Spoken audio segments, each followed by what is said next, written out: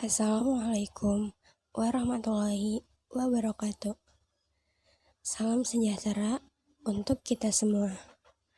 Perkenalkan, kami dari kelompok 4, kelas 4E Marketing Komunikasi yang beranggotakan saya sendiri Lisdwina Khairunisa, Angel Yasmin Albano, dan yang terakhir Widya Stuti dari Prodi Ilmu Komunikasi Sultan Al-Tirtayasa akan mempresentasikan sebuah topik yang berjudul Teknik Mind Map atas ide sentral.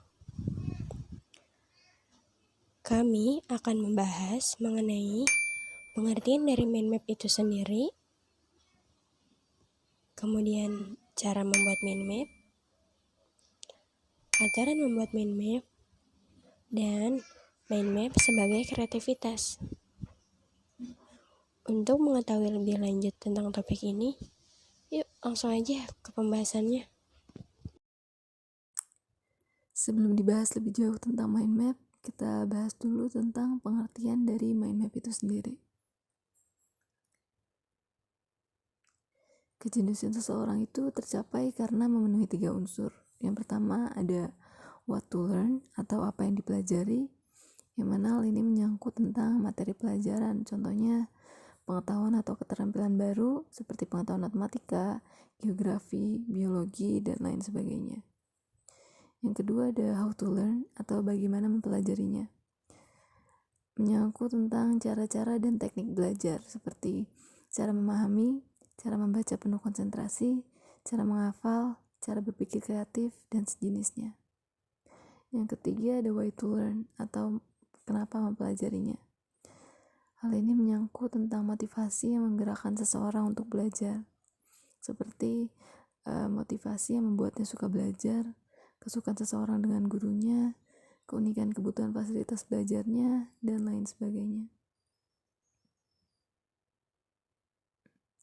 Nah, salah satu keterampilan dari how to learn adalah dengan menggunakan teknik mind map yang merupakan sistem belajar dan berpikir yang dikembangkan oleh seorang pakar pengembangan otak, kreativitas, dan revolusi pendidikan di Inggris, yaitu Tony Buzan. Teknik mind map memperagakan bagaimana mengubah pembelajaran berbasis materi menjadi pembelajaran berbasis otak yang mengasah menuju kesuksesan. Maka pengertian mind map dapat disimpulkan sebagai berikut. Yang pertama, sistem belajar dan berpikir yang menggunakan kedua belah otak. Yang kedua, sistem belajar dan berpikir yang menggunakan otak sesuai dengan cara kerja alaminya. Yang ketiga, sistem belajar dan berpikir yang mencerminkan secara visual apa yang terjadi pada otak saat belajar dan berpikir. Mind map ini memberikan banyak manfaat bagi seseorang dalam belajar, berpikir, maupun merencanakan kegiatan sehari-hari. Mind map atau yang bisa disebut sebagai peta pikiran atau peta konsep berfungsi sebagai alat bantu yang memudahkan otak untuk bekerja. Dalam pembelajaran sendiri, mind map bermanfaat untuk menyederhanakan struktur, mempercepat pemahaman terhadap konsep, memudahkan ide mengalir, mempertajam daya ingat, dan lain sebagainya. Mind map ini membantu kita untuk lebih fokus dalam menggali kembali serta mencari informasi apa saja yang ingin kita ambil kembali. Peta pikiran mengajarkan kita untuk berpikir secara praktis dan dengan cara yang sederhana mungkin, namun teratur dan dapat meminimalisir kekacauan arus informasi yang ingin kita ambil dalam situs pribadi kita, yaitu oleh otak kita sendiri. Nah, berikut ini ada beberapa pengertian mind map menurut para ahli. Yang pertama ada pengertian mind map menurut Melvin L. Silberman. Beliau mengartikan mind map sebagai langkah kreatif yang akan membantu seseorang dalam memproduksi banyak ide-ide menarik, memudahkan dalam mempelajari sesuatu, hingga memudahkan dalam merencanakan berbagai penelitian untuk proyek baru yang sedang ia jalankan. Yang kedua, ada pengertian mind map menurut Tony Buzan. Tony Buzan mengartikan mind map sebagai suatu cara mengembangkan kegiatan berpikir serta menangkap berbagai pikiran dalam berbagai sudut. Pengertian mind map juga akan mengarah pada cara bagaimana mengasah cara berpikir yang divergent dan kreatif. Mind map atau peta konsep ini sebagai alat berpikir organisasional yang akan membantu seseorang menempatkan informasi dalam otaknya, kemudian mengambil informasi tersebut kapanpun ia membutuhkannya. Mind map juga akan memudahkan perencanaan, komunikasi, mengasah kreativitas, membantu menyelesaikan masalah, memusatkan perhatian, menyusun dan menjelaskan pikiran, membantu mengingat dengan baik, serta membuat proses belajar menjadi lebih efisien. Yang ketiga ada pengertian mind map menurut Bobby DePorter dan Mike Hanaki. Mereka mengartikan mind map sebagai salah satu teknik mencatat yang akan membantu seseorang dalam memetakan pikiran kreatifnya secara efektif, kemudian memadukan dan mengembangkan potensi kerja otak, baik otak kanan maupun otak kiri di dalam diri seseorang. Yang keempat ada pengertian mind map menurut Caroline Edward. Beliau mengartikan mind map sebagai segala cara paling efektif dan efisien untuk memasukkan, menyimpan, dan mengeluarkan data dari otak atau ke otak. Sistem ini bekerja sesuai cara alami kerja otak kita, sehingga dapat mengoptimalkan seluruh potensi dan kapasitas otak manusia. Jadi kurang lebih singkatnya, mind map itu adalah salah satu metode belajar yang dirancang dengan cara memetakan informasi dalam bentuk grafis. Mind map dapat dipetakan menggunakan garis percabangan, gambar, maupun kata kunci yang saling berkaitan dengan konsep atau ide utamanya. Selanjutnya, membuat mind map. Pembuatan mind map dari Tony Buzan dapat dibantu dengan menerapkan 4 langkah yang diistilahkan, yaitu ada pusat, kategori, hierarki, dan korelasi. Atau untuk lebih mudah kita singkat dengan Bukahiko. Jadi pada langkah awal kita siapkan ide sentral, kata kunci, kata utama, atau bisa berikan kode pusat. Di sini kita menggunakan kertas yang diletakkan mendatar atau landscape, lalu tentukan topik utama atau ide sentral di tengah kertas berupa gambar dan judul yang jelas.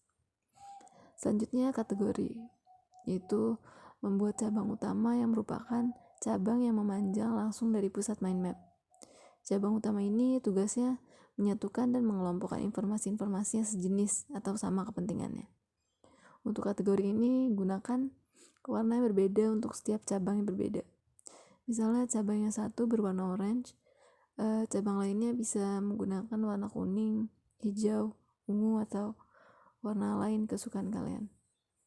Informasi atau kategori yang ditulis di atas cabang jumlahnya cukup 1 kata saja, dan informasinya yang ada di dalam setiap kategori ditulis dalam bentuk kata kunci, bukan berbentuk kalimat. Jadi ke intinya aja. Selanjutnya kembangkan cabang utama dengan cabang-cabang lain atau hierarki berikutnya yang berisi informasi-informasi yang berkaitan dengan cabang induknya. Gunakan warna yang sama dengan cabang utamanya. Jadi misalnya kalau warna cabang utamanya atau kategorinya menggunakan warna orange, maka cabang lain atau hierarkinya juga harus berwarna orange. Kemudian berikan gambar yang sesuai untuk ditambahkan agar memperkuat informasi atau membantu kreativitas berpikir setiap perancangnya. Terakhir korelasi atau penghubung, atau disebut relationship arrow, di mana berguna untuk menunjukkan hubungan satu informasi dengan informasi lainnya. Jika ada informasi yang berhubungan pada sub yang berbeda, maka bisa menarik garis sebagai pengingat bahwa adanya kaitan terhadap kedua hal tersebut. Selanjutnya ada aturan membuat mind mapping. Setiap melakukan pekerjaan ataupun sebuah karya, kita harus mengikuti aturan-aturan yang telah menjadi kepatutan dan kelayakan bagi masyarakat sebagaimana mestinya, atau mengikuti standar yang menjadi ketetapan para ahli karena telah berhasil melewati percobaan ilmiahnya. Ketika kita mengemudi kendaraan, kita harus taat peraturan agar terhindar dari kecelakaan. ketika kita memasak, masakan menjadi nikmat karena urutan-urutan bahan yang kita masak sesuai aturan semestinya. Nah, demikian juga dalam membuat mind map, harus mengikuti aturan yang telah diuji cobakan keberhasilannya oleh sang penemu Tony Buzan. Nah, ini dia beberapa keuntungan yang diraih dengan mengikuti hukum atau aturan mind map. Yang pertama, fokus saat membuat mind map tentang materi yang dikerjakan. Yang kedua, fokus saat menggunakan mind map untuk mengkaji ulang atau mereview materi. Yang ketiga, memudahkan aliran ide-ide dan pemikiran-pemikiran menjadi lebih banyak serta lebih lancar. Yang keempat, mendapatkan daya tahan ingatan atau memory span lebih lama. Yang kelima, aliran ide-ide dan pemikiran-pemikirannya lebih berkualitas. Yang keenam, dapat menciptakan ide-ide yang orisinal dan lebih kreatif. Yang ketujuh, dapat memahami dan mengerti materi pelajaran jauh lebih baik. Dan yang terakhir, dapat mengingat atau recall bahan pelajaran jauh lebih baik lagi. Kemudian ada juga nih manfaat yang didapatkan dari mind mapping dari ahli lain.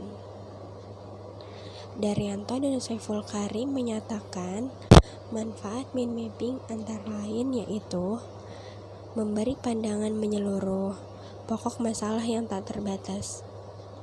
Yang kedua, memudahkan kita untuk membuat rencana ataupun juga pilihan-pilihan dalam berbagai hal. Yang ketiga, mengumpulkan sejumlah besar data di suatu tempat. Dan yang keempat, mendorong pemecahan masalah dengan membiarkan kita melihat jalan-jalan terobosan kreatif baru.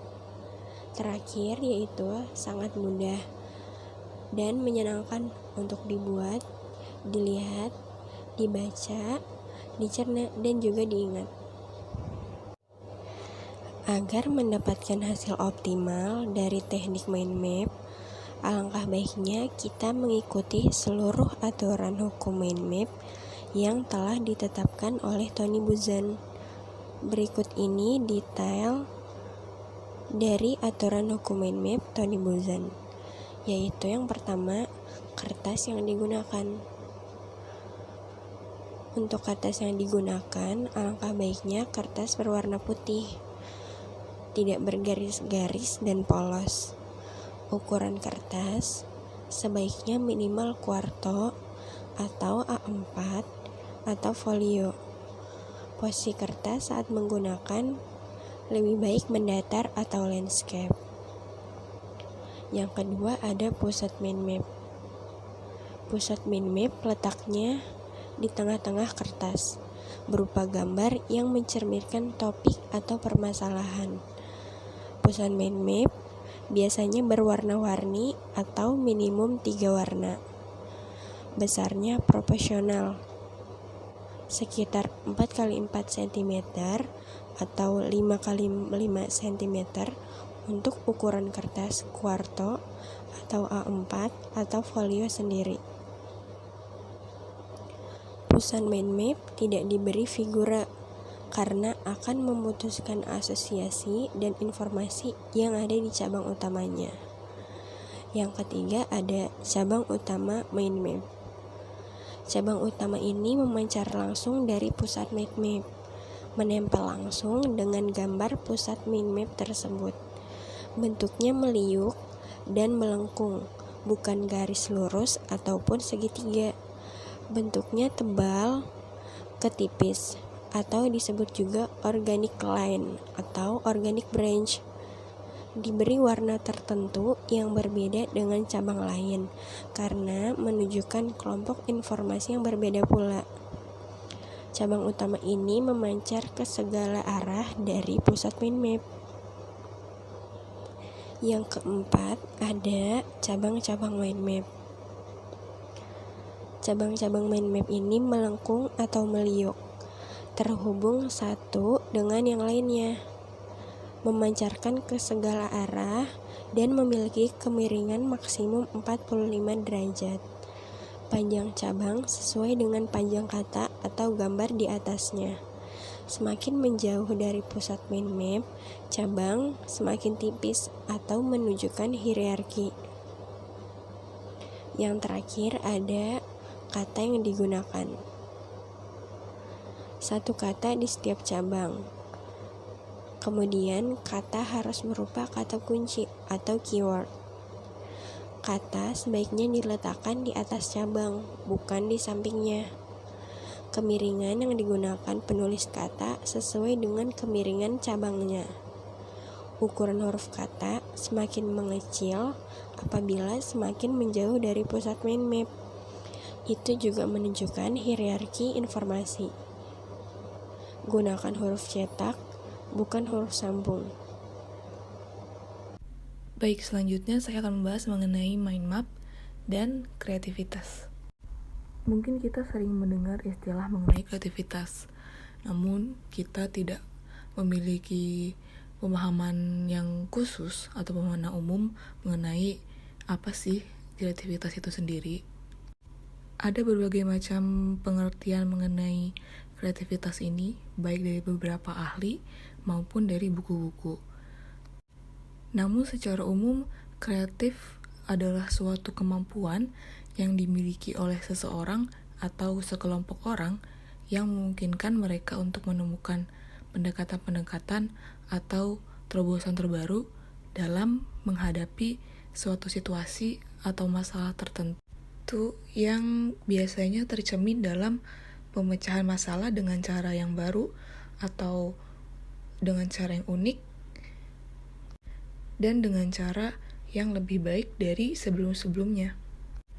Terdapat juga pengertian kreativitas menurut para ahli, salah satunya menurut Werner Reinhardt dan juga Peter Saffert. Mereka berpendapat bahwa suatu kreativitas merupakan pemikiran yang berbeda, berbentuk suatu kemampuan untuk menemukan solusi yang tidak biasa terhadap suatu masalah atau suatu problem.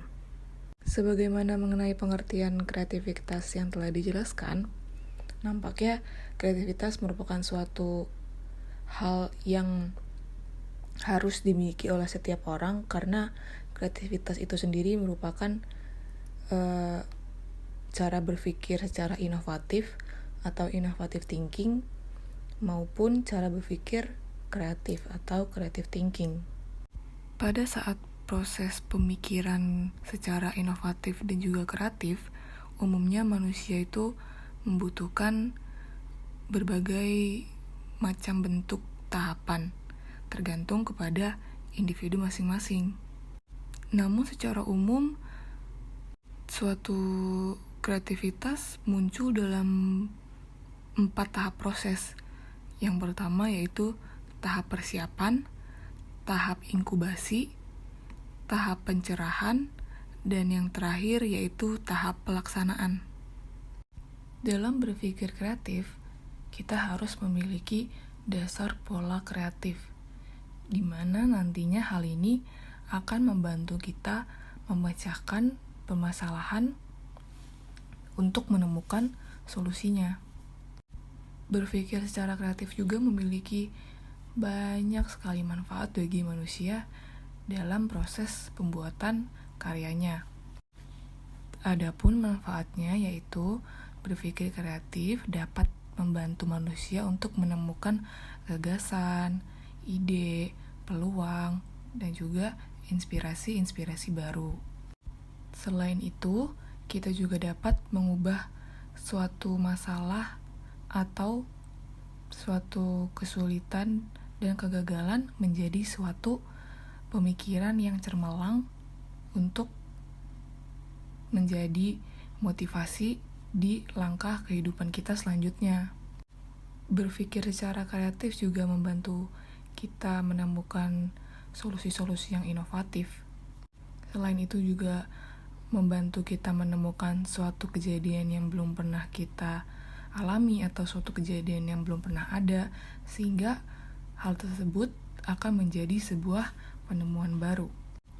Dengan berpikir secara kreatif juga akan mengubah suatu keterbatasan-keterbatasan yang ada di dalam diri kita atau yang berada di sekitar kita menjadi suatu kekuatan dan keunggulan yang nantinya dapat dibanggakan. Lalu selanjutnya, wujud dari kreativitas ini tuh apa sih? Pada dasarnya kreativitas ini dapat berbentuk dalam berbagai macam hal. Contohnya, membuat suatu produk baru, membuat teknologi-teknologi baru, bahkan saat kita membuat suatu gambar atau suatu lukisan pun itu disebut sebagai suatu kreativitas. Adapun contoh atau wujud dari kreativitas lainnya yaitu membuat suatu teori baru. Pembahasan selanjutnya yaitu kita akan membahas tentang how mind map work on your brain, atau bagaimana cara mind map ini bekerja untuk kreativitas di dalam otak kita. Namun sebelum kita membahas ke pembahasan selanjutnya, saya akan menjelaskan bagaimana otak kanan bekerja untuk apa dan otak kiri kita bekerja untuk apa. Silakan perhatikan ilustrasi berikut. Dalam ilustrasi ini terdapat gambaran kedua bagian otak kita, yaitu bagian otak kanan dan bagian otak kiri. Otak kanan dan otak kiri memiliki cara berpikirnya masing-masing. Untuk otak kanan cenderung memikirkan mengenai imagination atau imajinasi, lalu creativity atau kreativitas. Lalu otak kanan juga cenderung berpikir secara holistik. Lalu otak kanan juga berpikir melalui atau menggunakan intuisi. Pada saat kita menggambar, pada saat kita mengeluarkan emosi, itu kita menggunakan otak bagian kanan. Selain itu juga kita memvisualisasikan sesuatu, juga kita menggunakan otak bagian kanan. Hal-hal yang dipikirkan oleh otak bagian sebelah kanan itu berupa picture atau gambar-gambar. Dan juga pada saat kita sedang tidur siang dan kita bermimpi, otak yang bekerja merupakan otak bagian sebelah kanan. Nah, selanjutnya kita akan membahas hal-hal yang dipikirkan pada saat kita menggunakan otak kiri kita, atau beberapa kegiatan yang mengharuskan kita menggunakan otak kiri kita. Yang pertama yaitu fakta. Pada saat kita berpikir mengenai fakta, itu kita menggunakan otak kiri kita. Hal-hal yang berhubungan dengan data dan juga analisis. Hal-hal tersebut dipikirkan mengenai otak kiri kita. Selanjutnya yaitu logik dan juga linear. Pada saat kita berpikir mengenai hal-hal yang mengandung logika, itu kita sedang berpikir mengenai menggunakan otak kiri kita. Pada saat kita melakukan hitung-hitungan juga, kita menggunakan otak kiri kita. Pada saat kita belajar mengenai bahasa atau kita menggunakan bahasa asing, kita menggunakan otak kiri kita. Selanjutnya yaitu words atau kata-kata, dan yang terakhir yaitu computation. Hal-hal tersebut merupakan hal-hal yang dilakukan oleh otak bagian sebelah kiri kita, dan yang bagian yang merah merupakan hal-hal yang dipikirkan oleh otak sebelah kanan kita. Mind map bekerja menggunakan dua bagian otak manusia, yaitu otak bagian kanan dan otak bagian kiri. Hal ini tidak seperti metode konvensional lainnya, seperti metode konvensional membaca dan menghafal, di mana metode-metode ini hanya menggunakan salah satu bagian otak kita saja, entah itu otak bagian kanan atau otak bagian kiri. Mind map ini nantinya akan menggunakan koneksi dan juga asosiasi yang nantinya akan memicu otak kanan dan otak kiri kita secara sinergis, sehingga akan menghasilkan atau mengembangkan ide-ide yang ada di otak kita secara optimal. Proses pemetaan terjadi dalam otak kita melibatkan citra, warna, dan berbagai pengaturan visual yang terbukti secara signifikan untuk meningkatkan daya ingat kita. Hal-hal yang disebutkan sebelumnya membuat mind map ini membantu otak untuk berkonsentrasi, membantu meningkatkan keyakinan kita atau keyakinan individu dalam proses belajarnya agar lebih kreatif. Lalu meningkatkan daya ingat kita menjadi long term memory dan juga membuat sambungan antara ide-ide yang ada menjadi jelas sehingga mudah dilihat dan juga mudah dipahami. Di dalam industri kreatif sendiri, mind map ini digunakan sebagai alternatif untuk mendapatkan tema dan juga ide dalam merancang sequence dan juga scene cerita, sehingga nantinya akan memudahkan kreator industri untuk melakukan pengembangan berbagai macam konflik bagi karakter-karakter di dalam skenario yang telah disiapkan. Dalam dunia industri juga, orang tersebut seringkali disebut sebagai seorang konseptor. Mereka membutuhkan data-data yang sistematika dan juga aliran informasi yang beragam sehingga memudahkan mereka untuk mendapatkan sebuah atau berbagai konsep dan juga ide kreatif yang nantinya akan mereka ciptakan menjadi sebuah karya yang inovatif. Orang-orang yang bekerja dalam industri kreatif ini harus dapat memvisualisasikan foto-foto dalam pikiran mereka menjadi sebuah konsep-konsep. Disinilah peran mind map berfungsi, di mana mind map akan menjadi hal yang mendorong kreativitas pelaku industri dan memungkinkan para pelaku industri kreatif ini untuk menghasilkan ide baru dan juga menjadi sebuah tata letak ruang di mana sumber pemikiran yang akan membantu berbagai kreator industri kreatif ini untuk mendapatkan gambar yang baik dan juga membuat koneksi baru yang tersusun secara sistematis, sehingga nantinya muncul berbagai macam ide, link, dan asosiasi dalam jumlah yang tidak terbatas.